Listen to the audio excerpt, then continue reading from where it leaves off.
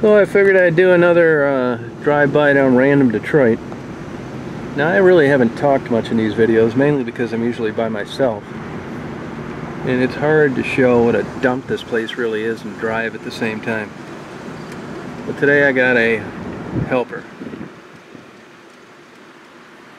from college. So it's what you call an internship. He works for nothing.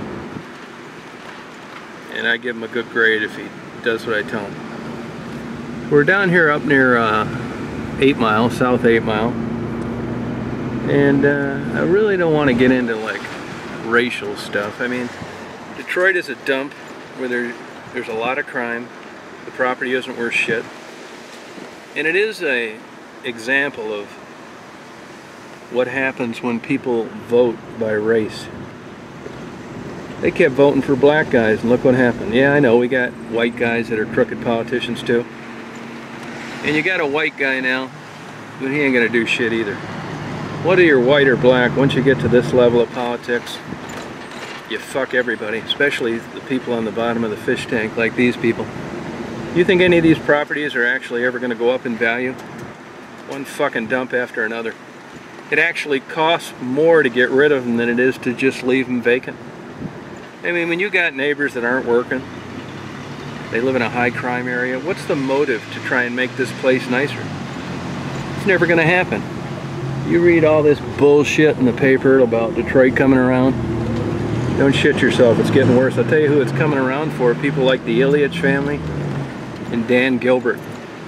They get enough money to where even if they guessed wrong, they've got these properties so cheap that it's not going to affect their lifestyle. So they get all this good press and it makes them look like upstanding citizens because they're revitalizing 2 square miles of places that all the rich, white, upper middle class come to go see professional sports. But for the people that live in these neighborhoods, they're fucked. They all realize they're not going anywhere. They got a crack house on one side and a vacant, burned down building on the other. Their taxes are high, they aren't getting any services. This is the real Detroit. You don't see any stories about these areas. Why? Because these people are never going to get any better. Now you got guys that come from Detroit like Otis Brawley, who's a cancer surgeon. He was lucky enough to have some Catholic, some rich guy, businessman from Traverse City, sponsor a Jesuit high school program. He ended up being a medical doctor. And then you got Ben Carson, a pediatric neurosurgeon. But these are 2 black guys out of 2 billion. They got fucking lucky. I mean, do you win every time you scratch off a lottery ticket? They did. They had people that gave a fuck. But for all these people in these neighborhoods, life is as good as it's gonna get. They're not fucking them quite as bit of gas as they used to. Either paying what the people are paying in the middle class neighborhoods. But my point here is, things cannot get better here. I mean, this is a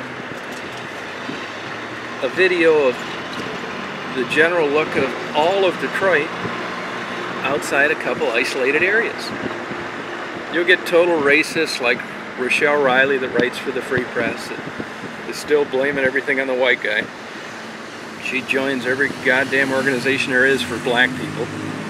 All her articles are laced with racism, although it's okay for her to join. But a white guy like me, well, I'm a racist if I join a place where it's for the advancement of white people. She's still pissed off at stuff that happened in 1861. And Rochelle, if you're watching this, my family was mainly Irish and immigrated, and they were potato pickers. So we didn't cause any of the problems that you claim to suffer from. I started out in the bottom just like you did. So now we're cutting down 7 Mile. I guess we're over on Davidson now. And you're just going to see people out trying to hang in there. This is an industrial place, although most of the businesses have went out of business. You know, it sucks going to work. See, all the taggers have come in here. Of course, you can paint whatever you want around here because there aren't any cops that give a fuck about stopping you. These guys are pissed off that they're making less money, working more hours, and they realize that the funding to the city isn't there. like it was in the old days. They have no motivation, even law enforcement. Here's an abandoned gas station. They couldn't hang in there any longer. Probably tired of getting robbed and couldn't get insurance any longer. So down here's the old corned beef place out of business. So this is basically a wasteland, a graveyard of a culture that doesn't exist anymore.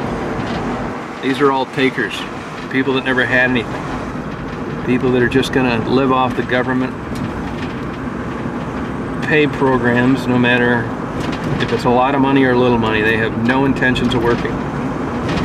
And the drug trade here is just rampant. Who the fuck wouldn't want to be a drug dealer if you grew up here and you had no future? I mean, it just makes sense. But I want to show you these areas because there are some other guys on YouTube that do it. If you don't really get a first-hand look of unedited tape, there's a Topless Bar. Probably the only fucking place in town that's making any money. Smut, pornography, and drugs will always flourish. It's the Starbucks coffee shop that goes out of business because that runs by traditional business protocols. So here we're coming up to Van Dyke. I'm going to end this video now, but I will be putting on some others.